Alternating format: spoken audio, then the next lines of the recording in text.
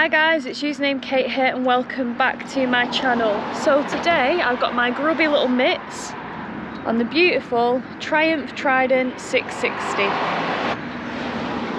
Now you guys know that this bike is brand new. I feel really blessed and lucky that Triumph have dropped this off with me, especially in white. It looks so good in this colour. I know that Lamb Chop's Rides and the Missing and Flyer have both had a chance to ride this bad boy, and I'm so grateful that I can get on it and share my first ride impressions with you guys. Oh, one thing, before I jump on this bike and give it a ride, I'm just going to show you what it's like in terms of height. Like I say all the time, I'm 5'4". I know the Missing and Flyer said that his partner, who's 5'4", had sort of trouble with the height of it. I have a 29-inch inseam. I'm not sure about the good lady herself, so I'll show you what it's like for me personally.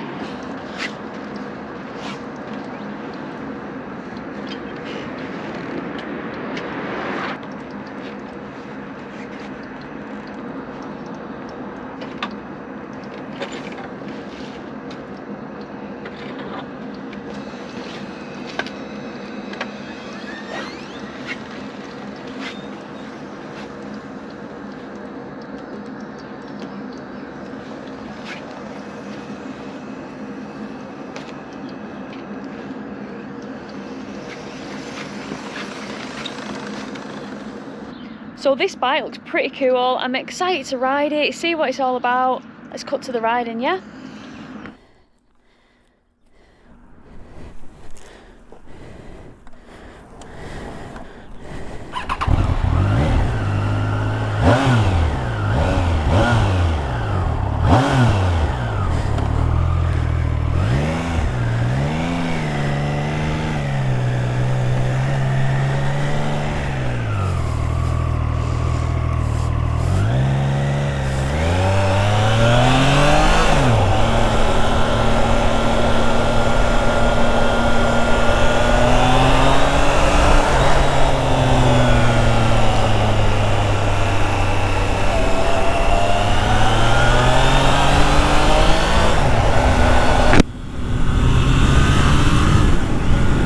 Okay guys, so actually riding the Trident 660.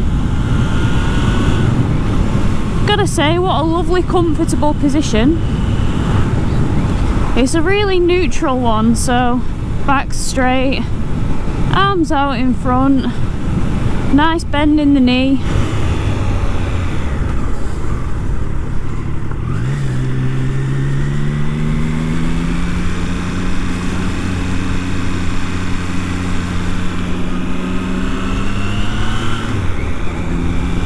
So again, just for the record, 5'4", 29-inch inseam, 9 stone.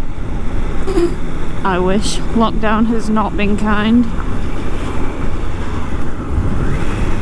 So I feel like it's a really nice, comfortable position. I feel like I could ride on this bike all day. So with this bike, you have to remember that it's 80 brake horsepower. I get a lot of questions comparing it to the Street Triple 765 RS. It's a bit of a different kettle of fish, so I have to judge it accordingly. So if we're being fair about things, I feel like we need to compare it against the bikes that it was intended to compete against. Now there's a lot of vloggers saying that it directly competes with the CB650R, the MT-07. My personal thoughts are that it competes with the SV650 from Suzuki and the Yamaha XSR 700.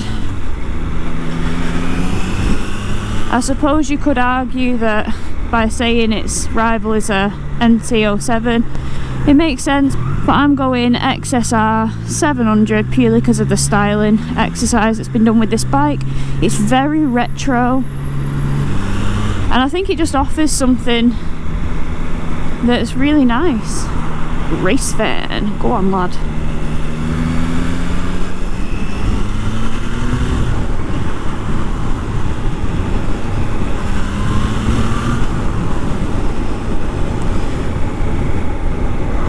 brakes, pretty good. Obviously I'm trying not to compare them directly to my Street Triple because they've got, you know, Brembos on the front and it's a much more expensive bike. So when Steve from Triumph first rolled the bike out of the van, first I celebrated because it was in crystal white, and you know, I've seen the other vloggers and they got like black ones and grey ones, and I was like, pow, crystal white, I love it.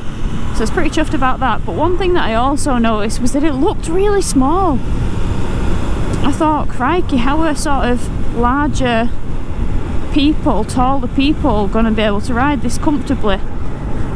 But then when I sat on it, it just feels like normal height really. It doesn't feel small, which is good. Which brings me on to suspension. A lot of people have said that the suspension's a little firm, which yeah, it is quite firm, but it's also nowhere near as firm as my Street Triple 765 RS. So this is practically plushy in every way. I feel like when you accelerate, it goes, it does move, it feels like it runs out of puff as you sort of get higher through the revs, but it's 80 brake horsepower. Let's nod at this guy. Fine. Yeah, so it's 80 brake horsepower, so it's not gonna keep accelerating all through the rev range super stupidly fast like the Street Triple, but it does pick its feet up for the power that it has.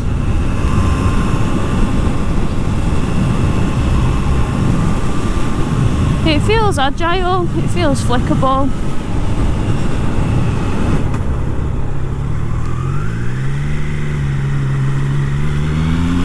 Handles lovely.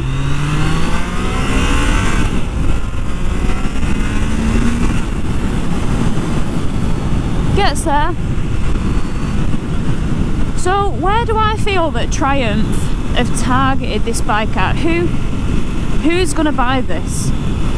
Well, I really think that people who are new to riding, going for the first big bike, there's definitely one to consider. I definitely feel like it's one of those bikes that's not gonna bite you, which is definitely reassuring if you're quite new to riding and you're looking for that ideal starter bike. I also feel that perhaps it would be good for people that haven't ridden in a long time and are looking to get back into riding. It's a nice bike to reintroduce you to it, so I think there's definitely an audience there. I also think it's pretty good for those people where power is not the main priority. It's not like they're not interested in pub talk, willy waving, shouting about horsepower figures that they're never even going to use, let's be real. Somebody asked me the question, does it feel like a beginner bike? And if I'm being totally honest, it just feels as much as a beginner bike as like an MT-07 or an SV650 or a CB650R, do you know what I mean? Like, you can definitely have fun on this. It does shift, just doesn't shift as fast as some other things that are on the road. At first, when I sat on this bike, I did think that the seat felt a little hard, particularly in comparison to what I'm used to riding. But now on this journey to work, it doesn't feel too hard. It kind of feels like my bum's moulded into the seat. You know, like when it's heated up a little bit and you just kind of sink into it. Kind of feels like that. So I don't have any gripes with the comfort. But yeah, on first impression, you will sit on it and you will think, Jesus, it's a bit firmer than normal. Mirrors, great visibility out of them. Dash, crystal clear, nice and simple, easy to use. I haven't actually meddled in pressing the buttons yet. I believe this bike has got a road mode and a rain mode. Personally, I'm not quite sure I understand rain mode on a bike with 80 brake horsepower. I've known bikes where the rain mode takes it to like 100 brake horsepower, if I'm being honest. However, it may sort of be an aid to the newer rider, because I'm sure with it having a rain mode, it's going to smooth out the throttle even more, make it nice and soft. I'm sat at the lights now. I'm comfy as anything. I've got a foot flat on the floor. With this bike, when I try and put both feet on the floor, I can just get the balls of my feet down, but I'm not really too bothered about that.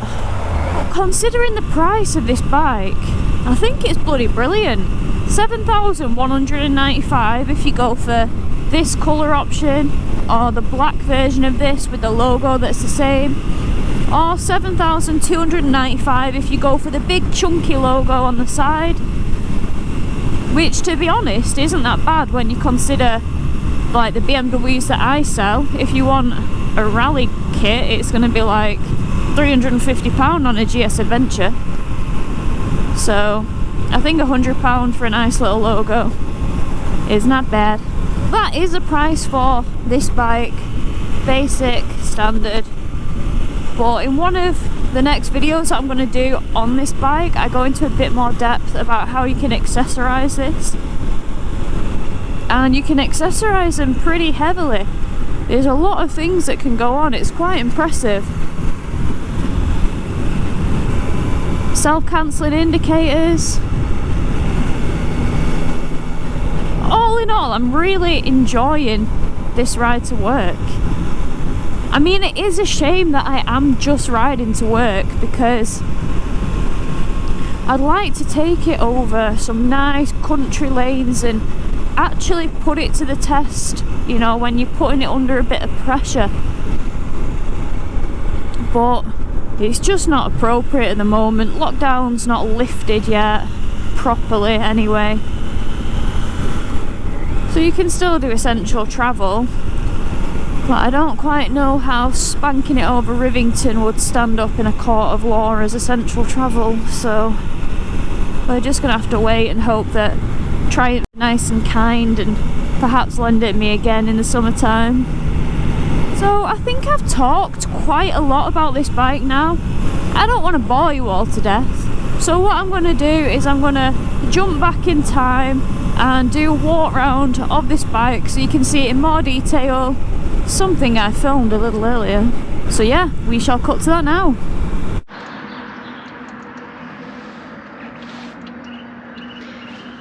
Okay, so here she is, doing a little walk round for you guys. She's a bit mucky because I have been commuting on her. But just look, I absolutely love the retro, classic-y style that Triumph have gone for with this bike. I absolutely love the single headlight. Looking at the front suspension, you've got the Showa upside down forks. Not bad for a budget bike, eh? And then you've got the twin discs at the front, which my KTM 690 had a single disc, so this is practically luxury. And then you've got the two-pot Nissin calipers on the front. Exhaust doesn't look terrible for a standard can, although I'm pretty sure there's plenty of people that will buy this and that will be the first thing to go on it. Maybe a nice Arrow or something like that. You've got the lovely triple engine. Now I believe this is kind of based off the 675 Daytona engine. However, it's got loads of different components that are new. I think there's around 60 of those. So it's not just a repurposed engine. You know, it has got new bits about it. Double-sided swing arm. Comes with the Michelin Road 5s from factory, They just disperse water brilliant, they get insane reviews. Don't just listen to me, like ask your mates who have got them, and I'm pretty sure they'll tell you the same. Now it's got this sort of Harley Davidson Fat Bob-esque number plate holder, or Katana-esque number plate holder. I know it's not to everybody's taste, but I actually don't mind it. I think it frees up that back end. Now I know a lot of people have been talking about perhaps just putting a normal number plate on, but I'm not quite sure how that'd work given the underside of it. Please forgive how filthy it is. Like I say, I have been commuting on it. But the indicators are here, so it just cleans up that back end nice and tidy. So you've got the shock, a filthy one at that. It is again a Showa shock. So front and rear Showa suspension. You can adjust the preload of it, but that is the only adjustment available on this model. And then I feel like we need to talk about this tank. When I first saw the bike, I did not expect the tank to be so skinny. I mean, I think Triumph have really hit the nail on the head here with the design of it.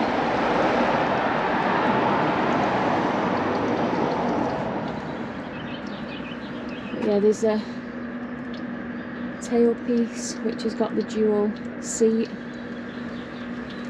Doesn't have a seat column there, it's just twin seat.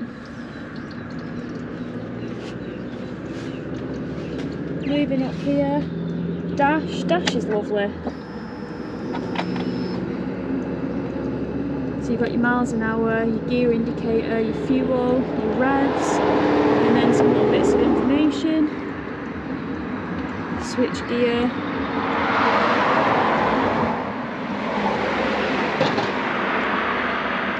Slight adjustment on that lever, no adjustment on that one, and then you've got the big old mirrors. Panning round, the headlight is lovely, real nice touches on that with the Triumph badge, but of course it's a bit filthy. It's got a bit of salt on, so I need to get it washed ASAP.